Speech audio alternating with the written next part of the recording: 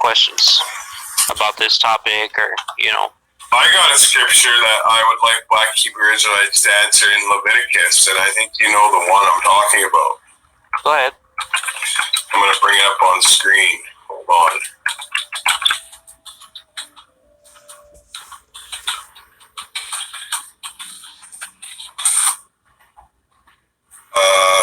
It's Leviticus 19:34. So I'm going to bring that up on screen, guys. Give me 1 second. It pretty much refutes the entire doctrine of Black Hebrew Israelism in 2 ways. They never seem to bring this one up. What did I say? Leviticus 19:34. I really like the New King James Version for some reason. You ever wondered what actor... One of my faves now. As a Pastor Craig, you turned me on to that one. Okay. So, let's just start we'll go to Leviticus 19, maybe start at 30, read a little context. Something Black Hebrew Israelites never do is read stuff in context. So, let's see here. Let me get this up on the screen. Share screen. Leviticus 19. It's good too because the BHI, the Black Hebrew Israelites, always use the Old Testament. They love the Old Testament. They really seem to love the Old Testament, right? So,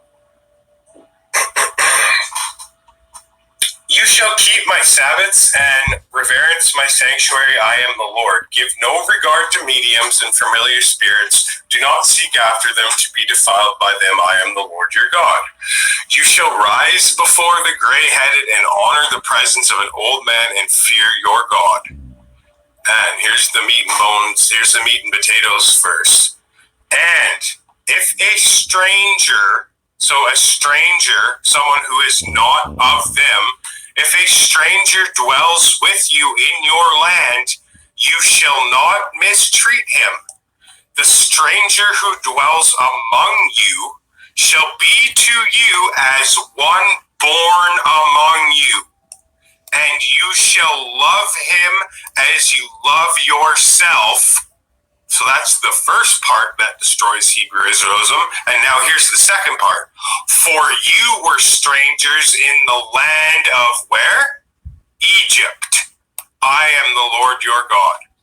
I have yet to have a Hebrew Israelite answer this. All right, Shalom. This is the Hara One by Nyasha Allah of the Lions Den Camp. I want to say Kal Halayim, La Yahweh, by Hashem Yahushai, by Hashem Harakah Kodash, Ma'amaf. Double honor to the elder apostles of GMS and the elders. Shalom to you, Akim, and Akwatim and children that believe in sincerity and truth around the 4 corners of the earth. Yeah, man, I just wanted to do a quick response to these damn Edomites over there at Signs of the Times. I guess they just started their page, right? I've been seeing them pop up with different posts, and it kind of seemed like I'm watching a rendition of Vocab Malone.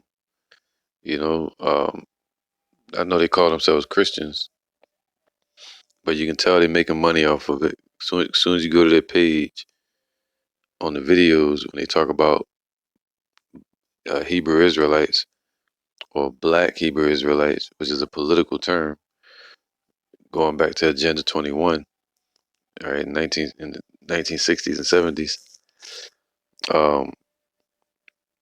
And that's not what we are. We're not black. We're Hebrew Israelites, but that's a whole nother topic. But the thing is, if you go to his page, as you're watching the video, a bunch of commercials will keep coming up. So this guy probably don't even care about the topics, man. He's just like, yo, he probably saw his Edomite, idol,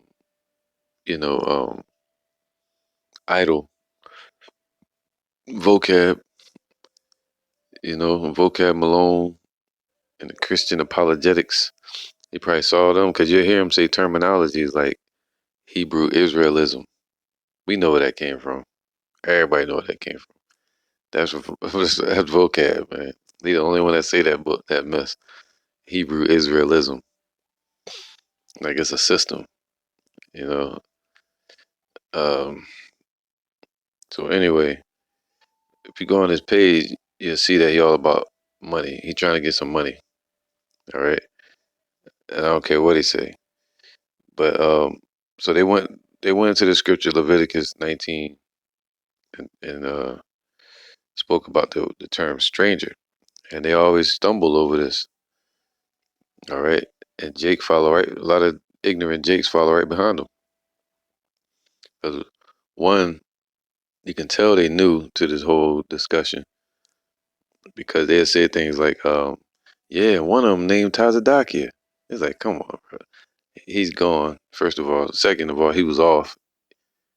Everybody know he was going off on scriptures.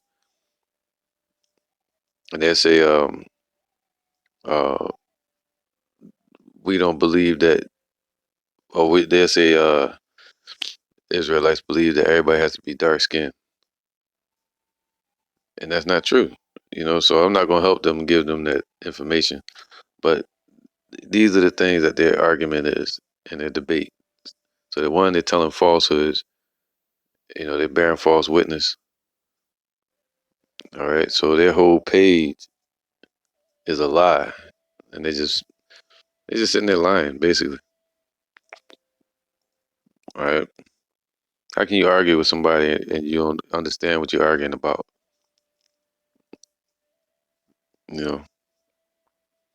Verse 33. Let's get it. And if a stranger sojourn with thee in your land, ye shall not vex him, meaning oppress him. All right. But the stranger that dwelleth with you shall be unto you as one born among you, and thou shalt love him as thyself, for ye were strangers in the land of Egypt. All right. So now, what does that mean? What it means is this. Of course, Esau would be like, yeah, they're gonna try to say that strangers means Israelite. Yeah, of course we're gonna say that because that's the truth. How Esau talk, they'll try to make it seem like, and you know what they're gonna say. Nah, man. That's right. That's what we're gonna say, because that's what the scriptures say. All right. But that word stranger there is what? Gar. All right. H1616. When you go to it, it means what? Gar. All right. The term gar says a guest, a foreigner. And that's what you got to look for in the Greek, the word foreigner. All right. If you look for a foreigner in the Hebrew, in the Old Testament, it's different. Okay. So what is it? Gar means what? A foreigner. Basically saying an Israelite that lives outside of the land. Sort of like Laban. All right. What was that? Haran. All right. Isaac and was that Rebecca he met? And they were all what? They were called Syrians, which would be Arameans. But they were Israelites as well, basically. Descended from Abraham. The Lord was saying, hey, they're our people as well. You're going to have people coming from everywhere. So it had to be laws in place how they can be returned unto their people or live in the land and given an inheritance. Because that land is ours. The Lord gave it to us. So each of us have an inheritance in that land. But what happens when you show up and you don't have parents? You don't know who your parents are. So they had to go through a cleansing process through the Levites. The Levites had to cleanse the people. They either had, in some circumstances, they had to be circumcised. All right, they had to be washed. All right, they had to be taught the doctrine. So on and so on, man. So it's a return process, but now we return through Yahushua. That's how we get our inheritance, through Yahushua.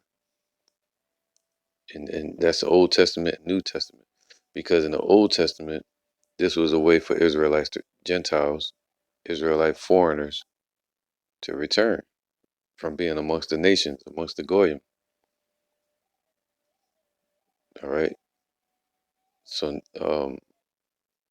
and Goyim just means what? Like nations or pagans, or it could just be nations. All right.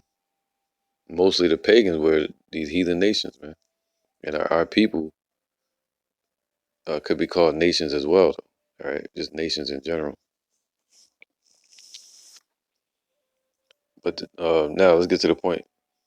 But to be a foreigner means an Israelite that was living outside of the lands and coming back to being an Israelite or returning to that land, and he has to have an inheritance or lacking inheritance. So they have to be given one or um, given a place amongst the people where they can work for somebody, they can live with somebody, they can be given a place amongst the people. All right. But they had to give up, cast away all their idol worship, and they had to go through a cleansing process. But that's why they were called Gar, which means what? A sojourner, a temporary inhabitant. It ain't talking about no Edomite. It's not talking about no heathens. They had no place and no part in it.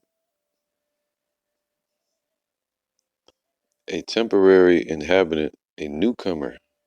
What's that? A newcomer. Lacking inherited rights. A foreigner. A foreigners in Israel, though conceded rights, man. So they didn't have any rights in the land. So they had to be given rights. All right. And right here where it says, for ye were strangers in the land of Egypt, I am Yahweh your power. Basically saying what? Yahweh still dealt with us, even though we were strangers in the land of Egypt.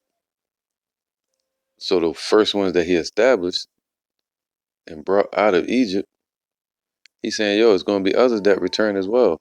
When they return or come to Israel, don't reject them because they're Israelites too.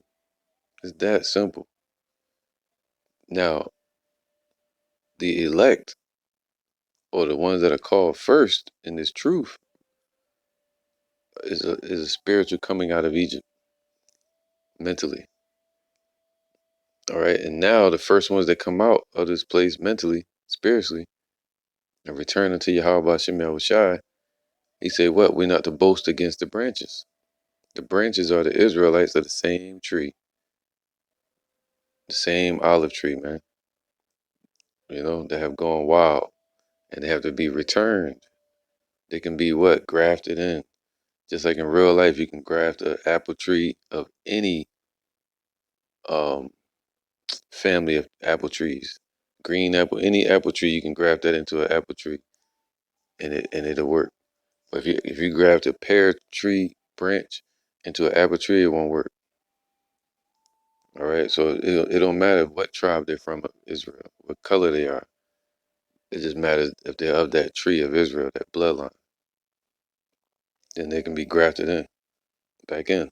It's just that simple. Esau can't understand that because they don't want to. Not that they can't. They can't, but they also don't want to. They're playing a game. Their whole thing is to get up there and play devil's advocate. They're not playing devil's advocate. They're playing devil. That's just what they are, the deceivers.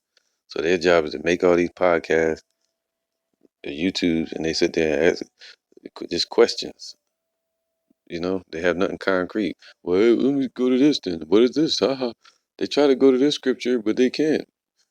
I want to see a black Hebrew Israelite answer that. Yeah, black. That's like them saying nigga. They try to categorize everybody. Like they better. That's Esau. That's that racism. That racism, not Israelism. Racism. They forget about that ism. Schism. All right. So yeah, man. For we were strangers in the land of Egypt. It's that simple. So the Lord saying, hey, man, let me get this real quick. This is Romans 11:13. For I speak to you, Gentile. This is Paul speaking, and we know up here he says what? I say, verse 1. I say then, have Yahweh cast away His people? That's a question to Esau. Have the Lord? What does that mean? Did the Lord cast away His people? Because He said He'll never do. He said He'll never give us up forever. He turned away from us, and He's going to return back to us. That's it. or should I say we turned away from him. And he's returning us back to him. I say then, have Yahweh cast away his people? God forbid. For I also am an Israelite of the seed of Abraham, of the tribe of Benjamin. Yahweh have not cast away his people, which he foreknew. Wot ye not what the scriptures say of Elijah, how he maketh intercession to Yahweh against Israel, saying, all right, so now, what does that mean? People like Paul, he was a Roman, all right, and called himself a Pharisee, called himself keeping the law. But you had a lot of us that were still scattered at that time, all right? So Paul was saying, even though he was cast away until the Lord opened his eyes, trespassing against the church spiritually. When even though he was cast away, the Lord has not done away with his people. He's going to lead one out, and that one's going to lead many. And that's it. Let's get down to the point. This goes with Leviticus 19. You would boast not against your brethren, because you would captive strangers in Egypt as well. That's what this means. Romans 11. Let's start from 13. For I speak to you Gentiles, and that Gentile means ethnos. Ethnos, it just means nations. All right, it's talking about the Israelite nations. As much as I am apostle of the nations, I magnify my office. If by any means I may provoke to emulation them which are my flesh. See, even though he's teaching to a sea of people, his whole aim is to provoke to emulation them which are his flesh. Romans 9, 3. For I could wish that myself were accursed from Yahweh Shai for my brethren, my kinsmen according to the flesh, who are Israelites, to whom pertaineth the adoption, being brought back to the Father, and the glory, which is the kingdom, the promises, or the kingdom, and the covenants, which is the first and second covenant. So how does Esau have a place in that? And the giving of the law. So, all right, so the law is going to be coming from us in the kingdom. It started with us, is going to begin with us again. And the service of Yahweh, being able to deal with the altar and praying to the Father and teaching in these times. And the promises of Jacob that was given to Jacob. It wasn't given to Isaac. It wasn't given to Ishmael, anybody. It was given to Jacob specifically. All right. Whose are the fathers, and of whom, as concerning the flesh, Yahweh Shai came, who is over all, Yahweh blessed forever. Amen. All right. So, verse 14, if by any means I may, Romans 11 and 14, if by any means I may provoke to emulation them which are my flesh, and might save some of them, right? Save some of Israel. That's what we aim to do today, to save the hopeful elect. All right, it says, even though Israel should be as the sand of the sea, only a remnant shall be saved. So how is Esau going to have a place in that? You read the book of Revelation to talk about the 12 gates. And there's no other nations in that to enter into the kingdom. All right. Now he said what? Might save some of them. All right. 14 is very important. Okay, he said talking about the flesh, and then he said, and that's talking about Israel according to Romans 9. And he said what? He might save some of them. Romans 10. Brethren, 10 and 1. Brethren, my heart's desire and prayer to Yahweh for Israel is that they might be saved. See, he want to save at least some of Israel, if not all. Now this goes with Leviticus 19, all right, 33 or 34. For if the casting away of them be the reconciling of the world, what shall the receiving of them be? But life from the dead, man. You know? So he cast all of us away so that he may what? Um begin to draw us back to him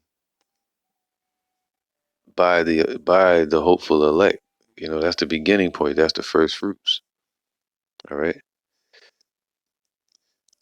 Um, for if the casting of so now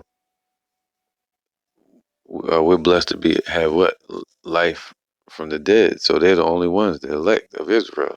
Well, so like I meant to say Israel, the ones that were Ezekiel 37, the dry bones, man. Look at that. All right, this is Ezekiel 37:10. So I prophesied as he commanded me, Ezekiel, right? And the breath came into them, the breath meaning the spirit of truth, and they lived and stood upon their feet, a great exceeding army. That's why the scriptures say if they remember themselves, only the elect are going to remember themselves in these times until the kingdom, elect of Israel. So, verse 11.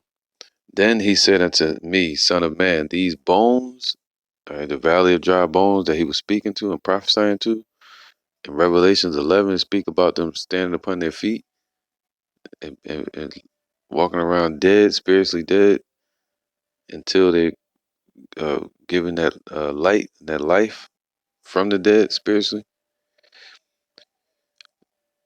You know, instead of being Gentiles and strangers.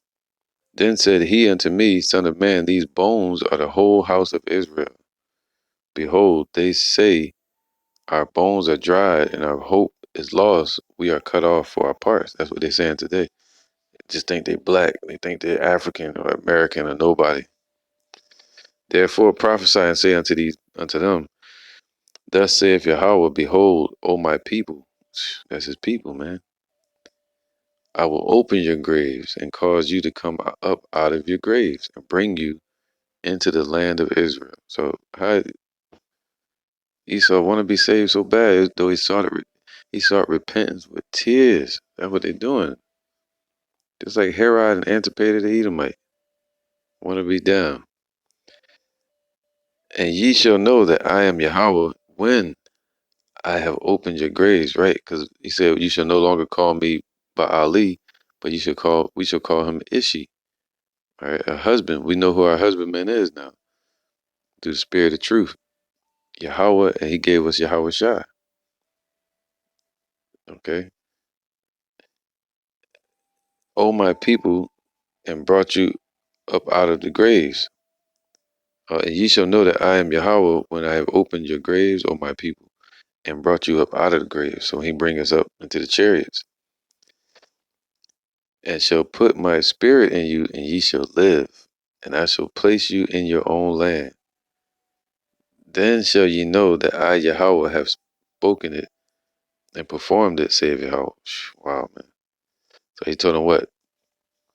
That's what he's supposed to do. He's supposed to take a stick with what you would call a board, and we would go out and right upon there the northern and southern kingdoms.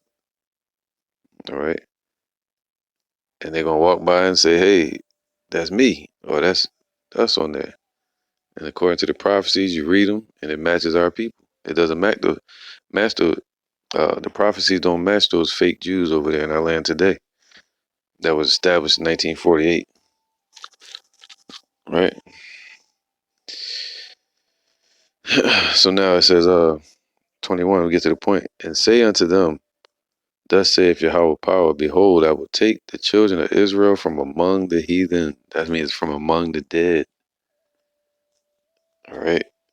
So that's my question to Esau. How do them demons over there, signs of the times, answer, um, break down Ezekiel 37:21? I bet you they won't do it. They won't do it. And say unto them, Thus saith Yahweh power, behold, I will take the children of Israel from among the heathen, whither they be gone, and will gather them on every side and bring them into their own land. And I will make them one nation, in the land upon the mountains of the Israel, and one king shall be to them all. Talking about King David, under Yahushua, and they shall be no more two nations, neither shall they be divided into two kingdoms anymore at all. All right, and the division really happened um, around 931 BC with Jeroboam and Rehoboam. All right, the split. All right, so it says this. Wow. Neither shall they defile themselves anymore with their idols, right? Because we're not going to be, we're going to be strangers, but we're not going to be strange anymore. We're going to return back. All right. Nor with their detestable things, all these idols and holidays, nor with any of their transgressions, you know, but I will save them out of all their dwelling places, wherein they have sinned, and will cleanse them. So shall they be my people, and I will be their God. So how does Esau have a place in that? Because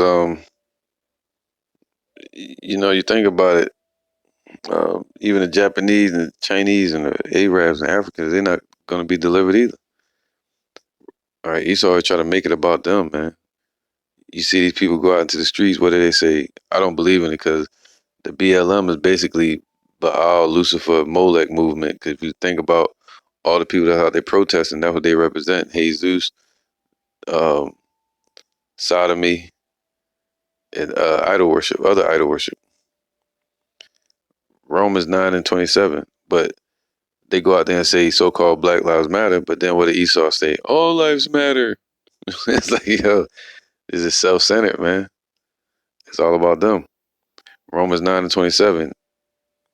Isaiah also cried, says Isaiah, all right? Isaiah also crieth concerning Israel, though the number of the children of Israel be as the sand of the sea, a remnant shall be saved. All right, so only a remnant. So they ain't talking about Esau and these nations, man. The Lord only coming for a remnant of Israel. All right, and Isaiah said before, except the Lord of Sabaoth had left us a seed, we had been as Sodom and Gomorrah, and been like unto Gomorrah. What shall we say then? That the Gentiles, all right, the nations of Israel, or the ones that were pagans, which followed not after righteousness, that's why they were Gentiles, because they were not following after the laws, but even they have attained to righteousness through Yahushua, even the righteousness which is of faith. All right. It says, but Israel, talking about the ones that were of the circumcision, that knew they were Jews, or called themselves Jews or Israelites. The other one would call themselves Romans, Greeks, or whatever else. But they were Israelites. It says, but Israel, which followed after the law of righteousness, the ones that called themselves the circumcision, have not attained to the law of righteousness, right? Through faith. They didn't have faith. A lot of them. They were still going off, even though they considered themselves to be of the circumcision. 32. Wherefore, because they sought it not by faith, but as it were by the works of the law. See the difference? That's just it. If they're not keeping the laws, they were considered Gentiles, being Israelites, and the ones that were keeping the laws, they were still incorrect, because we make it back to get our inheritance in Israel through Yahushua now, not through the laws of Moses. All right. For they stumbled at the stumbling stone. The stumbling stone is Yahushua. As it is written, behold, I lay in Zion a stumbling block, a stumbling stone, a rock of offense, and whosoever believeth on him shall not be ashamed. It's talking about Israelites that know they're Israelites, And the Israelites that don't know the Israelites, that call themselves American or African or black or whatever, or Christian, you know what I'm saying? Muslim, they have to return unto the fact that they're Israelites, and they have to return to Yahweh Shem Shah. That's how they return to Israel, is through Yahweh Shah. Right? Romans 11:15. For if the casting away of them be the reconciling of the world, what shall the receiving of them be but life from the dead? See, that point should be made now. For if the first fruit be holy, the lump is also holy. And if the root be holy, so are the branches. All right, so that's how we obtain unto righteousness, through the root. Talking about Yahushua. All right, the root of Jesse, spoken of in Isaiah 11. If some of the branches be broken off, and thou being a wild olive tree, were grafted in among them, and with them partakest of the root and fatness of the olive tree, boast not against the branches, but if thou boast, thou bearest not the root, but the root thee. That's what he's saying, man, because we came out of Egypt as well. So what, you in the truth? You gotta remember that you were a Gentile as well. So what? You're in the land of Israel. Just remember, you just got brought out of Egypt too. So you gotta treat the brothers correctly when they arrive. So what, you're in this truth? You gotta treat your brothers correctly when they convert and repent, and treat them as newborn babes. All right, that's what it's saying. And Esau can't understand that. They think it's talking about, yeah, now you can take in Esau and these other heathens, and they'll be delivered. Verse 18, boast not against the branches, talking about the sojourners, the strangers. All right, the strangers, man, the gar. But if thou boast, thou bearest not the root, but the root thee. Talking about Yahushua, man. Rather ye are known of the Father. Thou would say then the branches were broken off, that I might be grafted in. Well, because of their unbelief, they were broken off, Esau. So because of Jacob's unbelief, they were broken off from being Israelites. And thou standest by faith, be not high-minded, but fear. For if Yahweh spared not the natural branches, take heed lest he also spare not thee. You know, because even though you're in this truth, the Lord can still turn you away. All right, even though we were in that land, if we started boasting against our people, the Lord can still cast us out of that land again.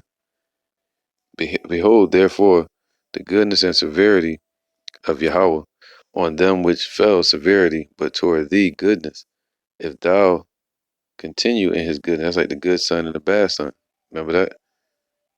I think it's Luke 15, if I'm not mistaken. And they also, if they abide not still in unbelief, see, Romans 11:23. If if Israel abide not still in unbelief, shall be grafted in. For Yahweh is able to graft them in. He's not going to graft in an Edomite though. That's not righteous.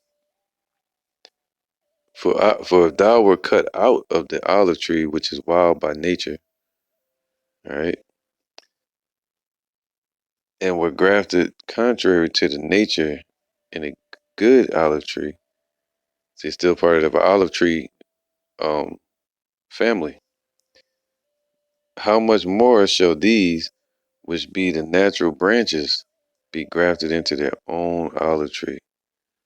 All right, so we were grafted in, or the ones that called themselves of the circumcision were grafted into Yahweh Shai,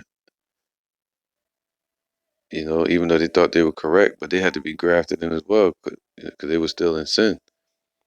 And so are the Gentiles, the Israelite Gentiles. So he has equated all of us under sin.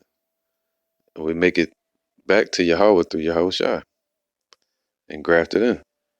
For I would not, brethren, that ye should be ignorant of this mystery, lest any that ye should be wise in your own conceits, that blindness in part is happened to Israel until the fullness of the Gentiles be come in, man, till the rest of the elect of Israel wake up to the truth. And so all Israel shall be saved. Now, it ain't say all the earth, all the nation. No, it said all Israel shall be saved. Why? Because the elect first, you know, Israelite foreigners, Gentiles, you know, the elect, and then the first fruits, and then the second fruit, you know, in the kingdom. And so shall all Israel be saved, as it is written. There shall come out of Zion the deliverer, and shall turn away ungodliness from Jacob. The promises, man. That's the promise right there. It's about Jacob. All right, he's gonna turn ungodliness from us, as it says in Leviticus. For this is my covenant unto them, when I shall take away their sins. Wow, man. This is Ephesians 2 and 18.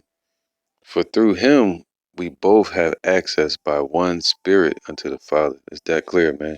Jews and Gentiles, Israelites that know they Israelites, and also these American Israelites, Israelites that's in the world, man. Basically, you know, calling themselves European, but they're of Negro, Latino, Native American stock.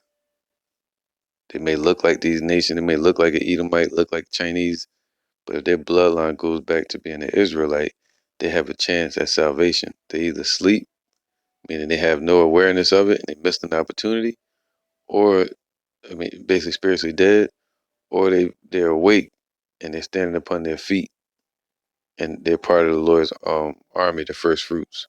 But they have to be Israelites. For through him we both have access by one Spirit, the Spirit of truth, unto the Father.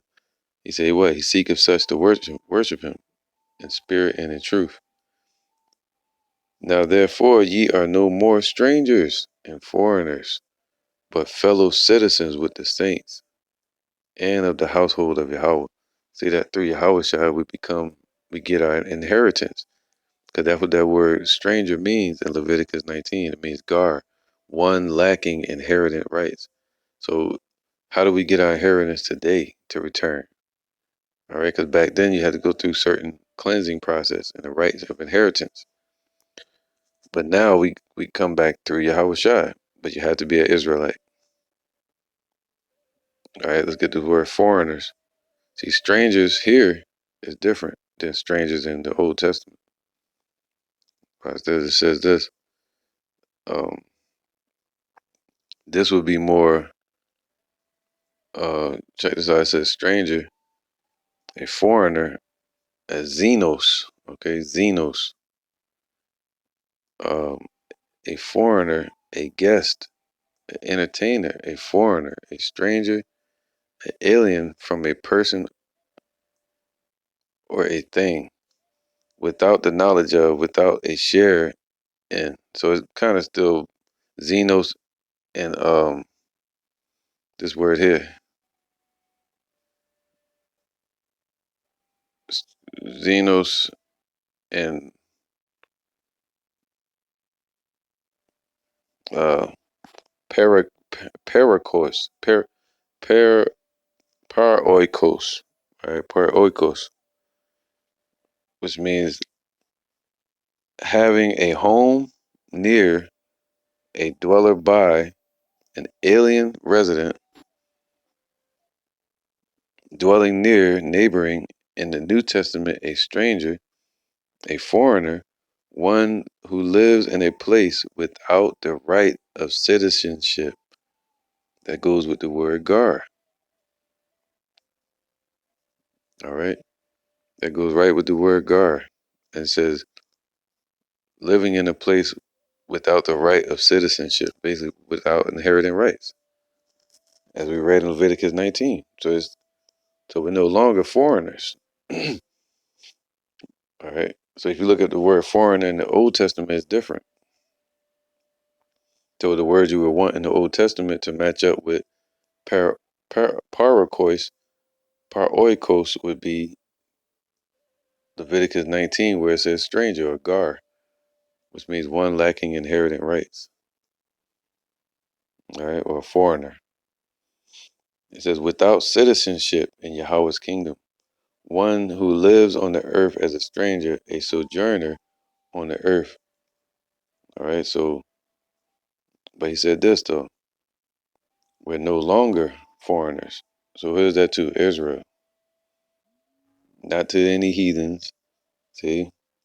Now therefore ye are no more strangers and foreigners, but fellow citizens with the saints of the household of Yahweh, and are built upon the foundation of the apostles and prophets, Yahweh Shai himself being the chief cornerstone, the stumbling stone, in whom all the building fitly framed together groweth unto a holy temple in Yahweh Shai, in whom ye also are builded together for an habitation of Yahweh through the Spirit. So what's that building? All right, so let's see what that building is. Revelation 21, that's being fitly framed together. He said that individual is being made a fellow citizen, all right, or a pillar. Revelation 21:1, and I saw a new heaven and a new earth. See, Esau's rulership is going to be done. They want to rule in this society and be in the next. No. For the first heaven and the first earth were passed away, and there was no more sea. So Esau's blessing is going to be taken away, and it'll be time for Jacob's blessing to shine forth. And I, John, saw the holy city, all right, the separated citizens of Israel, New Jerusalem, meaning being refreshed. All right, Yerushalayim, the city of peace, is a people before it's a place, coming down from Yahweh out of heaven, so out of the chariots, prepared as a bride adorned for her husband, man. Man, right? Prepared, being made perfect, getting new bodies, prepared right now, all the way into the wedding. All right, so now let's get to the point. So let's see who that bride is. And there came unto me, verse 9, and there came unto me of the seven angels which had the seven vials full of the seven last plagues, and talked with me, and one of the seven last plagues of those ICBM missiles, saying, come hither, I will show thee the bride, the Lamb's wife. So let's see who that is. And verse 12, all right, it says this, and it had a wall great and high. So now it's describing a building being fitly framed together. See, it went from talking about a Lamb's wife, and it went straight into describing a building being put together. So it's talking about us spiritually, the temple being spiritually built. And it had a wall great and high, and had 12 gates, and at the gates 12 angels, and names written thereon, which are the names of the 12 tribes of Israel. All right, so you can't get around it, man. Can't get over it, can't get under it. All right, Leviticus 19:33. And if a stranger, gar, meaning one lacking inherited rights, a foreigner, sojourn with thee in the land, ye shall not vex him, meaning oppress them, but this, talking about the Israelite, but the stranger, the Israelite that dwelleth with you, shall be unto you as one born among you. See, it's right there. They was born outside the land, or he born in the land. How you going to deal with them? Just like today, somebody is not in the truth and you in the truth, you got to treat them with respect, because we were blind as well. We had to be woken up to this truth. All right, I don't care who it is. And thou shalt love him as thyself. So you love your brother as yourself. Because he say, what? Who is my mother and who is my brother besides those that do the will of the Father? And he said, we're all one in the spirit. For ye were strangers in the land of Egypt. So Yahweh was saying, yo, boast not against the branches, because we were Gentiles ourselves. Just like in the land of Egypt. All right, so with that, I'm going to say, he said, what? I am Yahweh, your power. Okay, so with that, I'm going to say, Shalom.